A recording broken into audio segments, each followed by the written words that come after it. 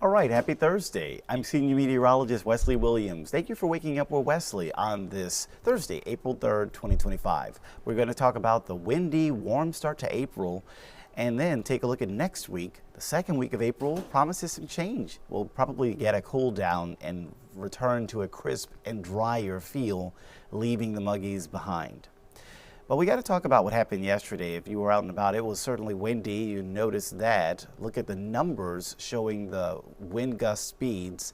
Places like Moss Point clocked in a wind gust of 40 miles per hour, 32 in Gulfport, 25 in Biloxi, 29 over at Stennis, and there were actually other places in the region that had wind gust speeds that topped 50 miles per hour. So it was really, look at our state capital, Jackson. They had a 49-mile-an-hour wind gust. So it's basically 50 miles per hour for those wind gust speeds yesterday. It was a really breezy Wednesday, and it's going to be breezy again today and tomorrow and Saturday. Now, I went for a walk outside yesterday afternoon, and I did that around 2 or 3 p.m. Wouldn't you know it, it was probably one of the hottest parts of the day. We had temperatures in the Gulfport, Biloxi area in the lower 80s. I want you to focus on one number for me, though. So let's take a look at this number right here. The 84-degree temperature in Lucedale, and maybe take a look at this other number, the 81-degree temperature near Wiggins and Big Level. All right, so that's the temperature, but we know it was very humid yesterday. So we're already having to mention the words heat index. It's early April and we're looking at a heat index. This is a look at the heat index. Even though the temperatures were in the lower 80s from Wiggins to Big Level to Lucedale, the heat index actually made it into the lower 90s. Of course, the heat index, also known as the feels like temperature, tells you how hot it actually feels when you factor in that humidity, that mugginess, in addition to the actual temperature. We had heat index in most areas in the upper 80s yesterday. So yeah, during my walk yesterday, I was very thankful for the breeze that was to accompany the warm and muggy weather so that it could at least, you know, try to help your body cool off whenever you get into one of those nice breezes. Well, this is the pattern that's locked in for the first week of April. We have a large area of high pressure that is centered near the western Atlantic and near the eastern Gulf, and that is going to prevent any kind of rain system from coming down toward the Gulf Coast, and it will also help to pull all of that warm and moist air out of the Gulf right onto our coast. So it's another day that will bring temperatures into the lower 80s across the area, and I think we're probably going to see heat index climb into the upper 80s again, just like we had yesterday afternoon. Maybe a few spots get a heat index close to the lower 90s, which is really just kind of ridiculous to say in early April. Usually you don't get to that sort of thing until you're a little bit closer to summer, and summer is still more than a month away. So here's a look at the headlines.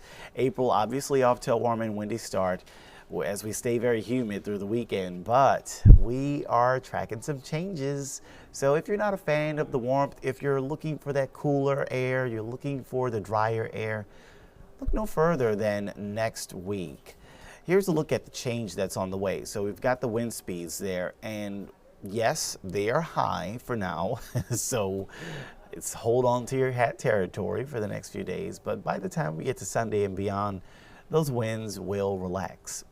As far as the mugginess is concerned, this is really still pretty high as we go through Thursday and Friday and Saturday, all of those days featuring a lot of humidity. But there is some improvement once we go to next week. We can see things are drying out. Delightfully dry air awaits us next Monday when it finally turns much more crisp. Now, in order to get to that, we have to go through a cold front, and you can see this map showing the position of that cold front by early next week, and we'll be tapping into cool wind from the north. Well, a cool light wind from the north, not like the breeze we have now from the Gulf. So no more warm Gulf air. Next week we get some nice drier air from the north. So here's a look at some of those numbers, and I'll make it a little bit bigger on your screen. You can see that we'll be in the 80s for highs for now, which is certainly above normal. But once we get past Sunday's cold front, things are turning cooler, and we can see highs around 70, maybe even into the 60s for some days. So that's certainly going to be nowhere near as warm as we are right now. About those mornings, those are also going to drop too. For now, we're seeing mornings around 70, which is pretty ridiculous considering it's supposed to be in the mid-50s.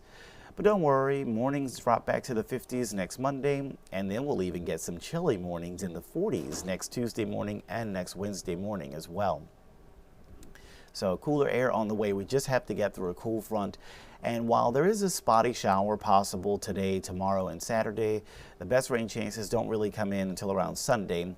It's still kind of hard for me to take the rain chance on Sunday seriously because it's more than 3 days away in the future. But once we're doing the update tomorrow on Friday, we'll have better models, better high resolution models, able to take a more detailed and more realistic look at what is going to happen or not going to happen on Sunday. So for now, all I can say about Sunday is that it's just looking like a chance of rain and storms, but we'll be able to tell with more detail once I do my update tomorrow.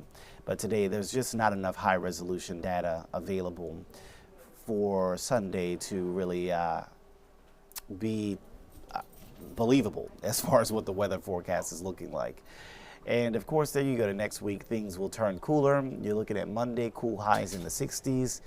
And then Monday night to Tuesday, we'll see 40s. We actually are expecting to see those 40s another morning too as we go to next Wednesday. So that would be nice. Now we can peer into the 10-day forecast and take a look at that. And notice that, okay, no more 40s by the time we go from Wednesday morning to Thursday morning.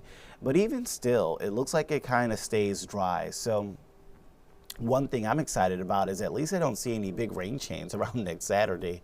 I can't tell you, I've lost count of how many weekends we've had decent rain chances, so it will be nice for once in a while to get a weekend with hopefully lower or no rain chances. Now that's a 10-day for the coast. We do have 2 different 10 days, one for the coast, one for inland, and you can see that it's really not that much different for the information inland. We are still expecting generally cooler air to move in by next Monday or Tuesday, and we'll have kind of a nice week. So the second week of April, I'm loving it. I'm loving what I'm seeing. I can't wait to get there. First week of April, well, we're in the thick of it, in the thick of the mugginess, the thick of the humidity, the warmth, and the breezy wind. But eventually, we are expecting to see some change. Just have to wait until next week. Well, hopefully you're much more informed on the forecast as we are getting you this update on Thursday morning. Thank you so much for waking up with Wesley. I've been Senior Meteorologist Wesley Williams. Take care. See you in the next video.